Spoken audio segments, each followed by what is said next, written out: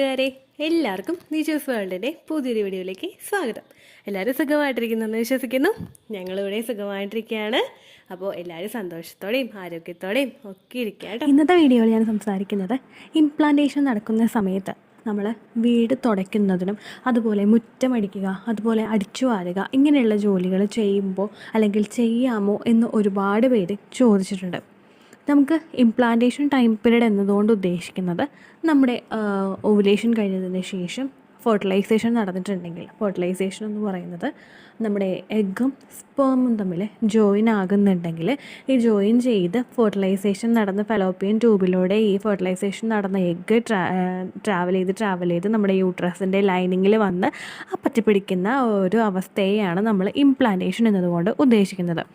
Normally implantation നടക്കുന്നത് അങ്ങനെ ഒട്ടുമിക്ക ആൾക്കാരൊന്നും അറിയാറില്ല. നമ്മൾ പ്രഗ്നൻ്റ് ആകാനായിട്ട് നാച്ചുറലി നമ്മൾ പ്രഗ്നൻസിക്ക് ട്രൈ ചെയ്യുന്നവർ ഒരുപാട് ഡിഫിക്കൽട്ടീസ് നമ്മൾക്ക് വന്നു കഴിഞ്ഞു കഴിഞ്ഞാൽ കുറച്ചൊന്ന് നമ്മൾ ശ്രദ്ധിക്കുന്നത് നല്ലതായിരിക്കും. ഇപ്പോൾ ഒരുപാട് പേര് ഈ വീഡിയോസ് ഇടുമ്പോൾ പറയാറുണ്ട്, ഞങ്ങളിതൊന്നും ചെയ്തിട്ടില്ല, എന്നിട്ട് ഞാൻ ഗർഭിണിയായിരുന്നല്ലോ, എനിക്ക് പ്രശ്നങ്ങളൊന്നും ഉണ്ടായിട്ടില്ലല്ലോ എന്ന് ഒരുപാട് പേര് ചോദിക്കാറുണ്ട്. എൻ്റെ പ്രഗ്നൻസിയിലും ഞാൻ ട്രാവൽ ചെയ്തിട്ടുണ്ട്, ഞാൻ വീട്ടുജോലികൾ ചെയ്തിട്ടുണ്ട്, പക്ഷേ എനിക്ക് പ്രശ്നങ്ങൾ ഉണ്ടായിട്ടുണ്ട് എന്ന് എനിക്ക് തോന്നിയിട്ടില്ല. പക്ഷേ ഞാൻ ഈ വീഡിയോ നിങ്ങൾക്ക് മുമ്പിൽ ഷെയർ ചെയ്യുന്നത് പ്രഗ്നൻ്റ് ആകാനായിട്ട് ഡിഫിക്കൽട്ട് നേരിടുന്ന, അതായത് തടസ്സം നേരിടുന്ന സ്ത്രീകൾ നമ്മുടെ ഓവുലേഷൻ കഴിഞ്ഞതിന് ശേഷം ഇങ്ങനെയുള്ള ജോലികൾ ചെയ്യുന്നതുകൊണ്ട് പ്രശ്നമുണ്ടോ എന്നതിനെ പറ്റിയിട്ടാണ്. അപ്പോൾ നമുക്ക് വീഡിയോ സ്റ്റാർട്ട് ചെയ്യാം. സാധാരണ നമുക്ക് ഇംപ്ലാന്റേഷൻ നടക്കുന്ന ആ ഒരു ടൈം പീരീഡിൽ നമ്മൾ കുറച്ച് ശ്രദ്ധ നമ്മുടെ ശരീരത്തിന് കൊടുക്കുന്നത് നല്ലതായിരിക്കും. ഫിസിക്കൽ കോണ്ടാക്റ്റ് ചെയ്തത് കഴിഞ്ഞ് കഴിഞ്ഞാൽ നമ്മുടെ പാർട്ട് കഴിഞ്ഞു എന്ന് നമ്മൾ വിചാരിക്കുന്നത് തെറ്റായിട്ടുള്ളൊരു പ്രവണതയാണ്. നമ്മൾ എപ്പോഴും ആ ഒരു ഫിസിക്കൽ കോണ്ടാക്റ്റ് നിങ്ങൾ ചെയ്ത് കഴിഞ്ഞിട്ടുണ്ടെങ്കിൽ കൂടി തന്നെയും നിങ്ങളുടെ ഭാഗത്ത് നിന്ന് നിങ്ങളുടെ യൂട്രസിനെ സപ്പോർട്ട് ചെയ്യാനായിട്ട് ശ്രമിക്കുക. യൂട്രസിനെ സപ്പോർട്ട് ചെയ്യാനായിട്ട് ശ്രമിക്കുക എന്നതുകൊണ്ട് ഉദ്ദേശിക്കുന്നത് യൂട്രസിന് ആ ഒരു എംബ്രിയോ വളർത്തിക്കൊണ്ട് വരാൻ വേണ്ടുന്ന തരത്തിലുള്ള ഒരു സിറ്റുവേഷൻ, ഒരു എൻവയോൺമെൻറ്റ് അവിടെ നമ്മൾ ഉണ്ടാക്കി കൊടുക്കുക എന്നതാണ് ഉദ്ദേശിച്ചത്. ഈ സമയത്ത് ഇതിൽ പറയുന്നതിൽ ഉൾപ്പെടുന്നതാണ് നമ്മൾ ചെയ്യുന്ന ഓരോ ആക്ടിവിറ്റീസ്. നമ്മളോട് ഡോക്ടേഴ്സ് പറയാറുണ്ട്, ഈ ഒരു സമയത്ത് നമ്മൾ ഹെവി ആയിട്ടുള്ള വർക്കൗട്ട് ചെയ്യരുത്, അതല്ലെങ്കിൽ നമ്മൾ ഫിസിക്കൽ കോണ്ടാക്റ്റ് ചെയ്യരുത്.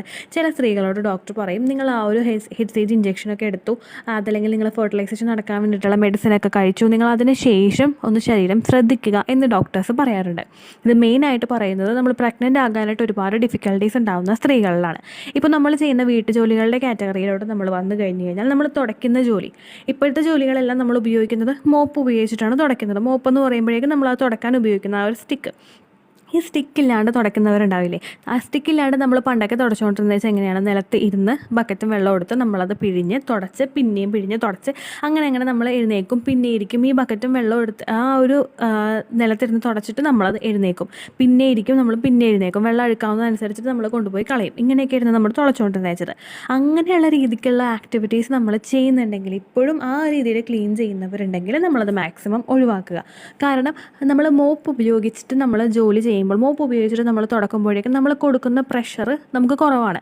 നമ്മൾ ആ കൈവച്ച് മാത്രമേ നമ്മുടെ ഒരു പ്രഷർ പോവുകയുള്ളൂ. പക്ഷേ നമ്മൾ നിലത്തിരുന്ന് തുടയ്ക്കുന്നവരൊന്ന് ആലോചിച്ച് നോക്കുക, നമ്മൾ ആ സൈഡിലോട്ടും ഓരോ ലെഫ്റ്റിലോട്ടും റൈറ്റിലോട്ടും സെൻറ്ററിലോട്ടും ഒക്കെ നമ്മൾ തുടയ്ക്കുമ്പോൾ നമ്മുടെ വയറും അതിനനുസരിച്ചിട്ട് തന്നെ അനങ്ങുന്നുണ്ട്. ആ ഒരു കാര്യം നമ്മൾ ശ്രദ്ധിക്കുക.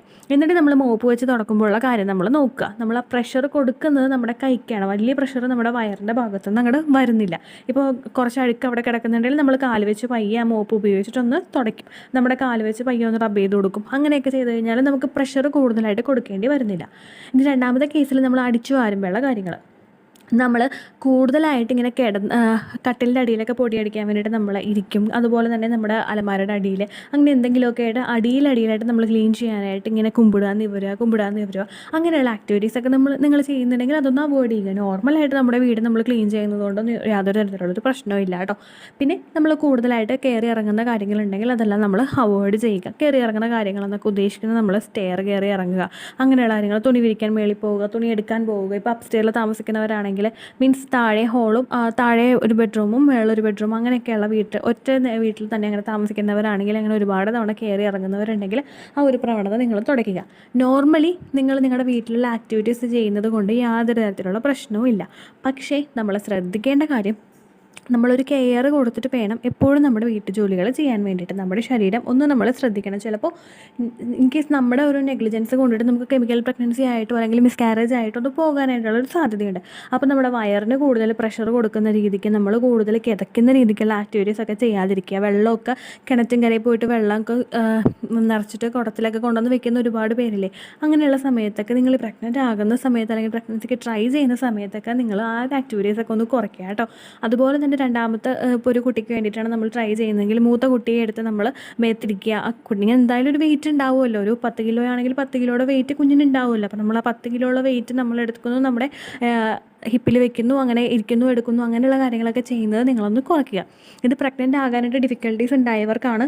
ഞാനും ബേസിക്കലി എൻ്റെ പ്രഗ്നൻസി സമയത്ത് ഈ ആക്ടിവിറ്റീസ് ഒക്കെ തന്നെ ചെയ്തിട്ടുണ്ട്. പക്ഷേ എനിക്ക് പ്രഗ്നൻ്റ് ആകാനായിട്ട് ഒരു ഡിഫിക്കൽട്ടി ഉണ്ടായിട്ടില്ല. ഞാൻ ഇൻഫെർട്ടിലിറ്റി ട്രീറ്റ്മെൻറ്റ് എടുത്തിട്ടില്ല.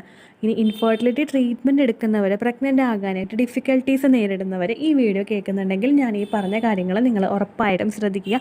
നിങ്ങളുടെ വയറിന് ഒരുപാട് ആയാസം കൊടുക്കുന്ന രീതിക്ക്, നിങ്ങൾ ഒരുപാട് കിതയ്ക്കുന്ന രീതിക്കുള്ള ആക്ടിവിറ്റീസ് നിങ്ങൾ ചെയ്യാതിരിക്കുക.